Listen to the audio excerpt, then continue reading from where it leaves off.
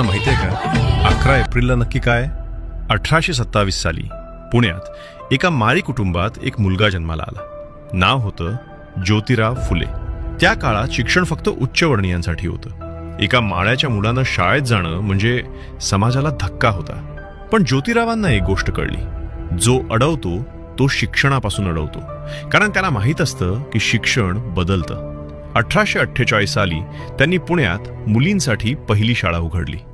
स्वतःच्या बायकोला सावित्रीबाई फुलेंना शिकवलं आणि त्यांना शिक्षिका बनवलं. शाळेत जाताना रस्त्यावर शेण दगड फेकले जायचे, पण सावित्रीबाई दुसरी साडी बॅगेत घेऊन जायच्या, घाण झाली तर बदलायला. हे दोघे थांबले नाहीत. विधवांसाठी, दलितांसाठी, शेतकऱ्यांसाठी लढले.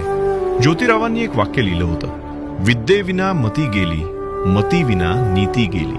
आज आपण ज्या स्वातंत्र्यानं शिकतो, बोलतो, जगतो, त्याची पाळेमुळे या एका माळ्यानयाच्या मुलानं रोवली होती. 11 एप्रिल महात्मा ज्योतिराव फुले जयंती. एक माळ्याचा मुलगा ज्यानं संपूर्ण समाज बदलला. इतिहास विसरतो तो, इतिहास घडवत नाही. आज त्यांना आठवणीत ठेवा, कारण ज्या स्वातंत्र्यानं तुम्ही जगताय त्याचे बीज त्यांनी पेरलं होतं. महाराष्ट्राच्या पुण्यभूमी